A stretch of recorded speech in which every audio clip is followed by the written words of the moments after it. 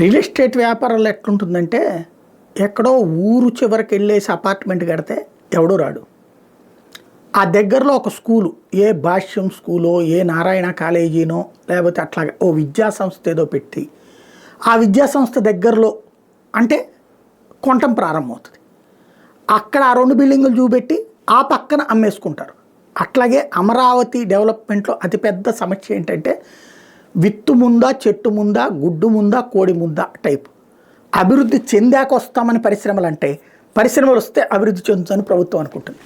అయితే కేంద్ర ప్రభుత్వం తన వంతు పాత్ర తను పోషిస్తుంది, రాష్ట్ర ప్రభుత్వం తన వంతు పాత్ర తను పోషిస్తుంది. ఎట్లా అంటే రాష్ట్ర ప్రభుత్వానికి సంబంధించిన ప్రధాన హెడ్ క్వార్టర్స్ అన్నీ అమరావతిలోనే భవనాలు కట్టేటట్టు, తద్వారా ప్రభుత్వ కార్యాలయాలన్నీ అక్కడ కనబడుతుంటాయి, అక్కడ ఆ సిబ్బంది వస్తుంటారు, తద్వారా ఒక యాక్టివిటీ నడుస్తుంటుంది. అట్లాగే ప్రైవేటు కార్యాలయాలకు ఇదే కేంద్ర ప్రభుత్వ కార్యాలయాలని కేంద్రం అక్కడికే మళ్ళిస్తుంది, తద్వారా దానికి సిబ్బంది అది వస్తుంటారు, భవనాలన్నీ కనబడుతుంటాయి.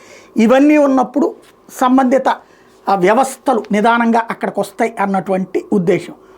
అంటే హైదరాబాద్ కానీ లేకపోతే విశాఖ కానీ వీటిలో డెవలప్మెంట్లో కీలక పాత్ర ఏంటంటే ముందు కేంద్ర సంస్థలు వచ్చాక డెవలప్మెంట్ జరిగింది. అమరావతి ఆ దిశగానే అడుగులు వేస్తున్నారు.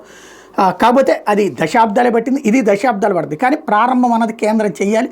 కేంద్ర ప్రభుత్వ రంగ సంస్థ national institute for smart governance అమరావతిలో కార్యాలయం ఏర్పాటుకు అంగీకరించింది. హైదరాబాద్ తరహాలో ఏర్పాటు చేస్తామని ఆ సంస్థ CEO రాజీవ్ బన్సల్ ప్రకటించారు.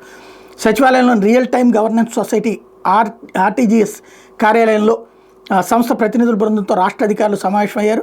రాజీవ్ బన్సల్ మాట్లాడుతూ ప్రభుత్వ శాఖలకు అవసరమైన సాంకేతిక సహకారం అందించేందుకు NISG ఆసక్తిగా ఉంది. సీఎం రూపొందించిన స్వర్ణాంధ్ర 2047 దార్శనిక పత్రంలోని లక్ష్యాలను సాధించేందుకు సాంకేతిక సాయం అందించే అవకాశం సంస్థ కల్పించాలి. గవర్నెన్స్, స్ట్రాటజీ, ప్లానింగ్, డిజైనింగ్ వంటి అంశాల్లో సహకారం అందిస్తామని ప్రకటించారు. డీపుట్, డ్రోను, సాంకేతికత, ఆర్టిఫిషియల్ ఇంటెలిజెన్స్ వంటి రంగాల మీద NISG సహకారం తీసుకుంటామని పెట్టుబడులు, మౌలిక సదుపాయాల కల్పన శాఖ ప్రకటించింది.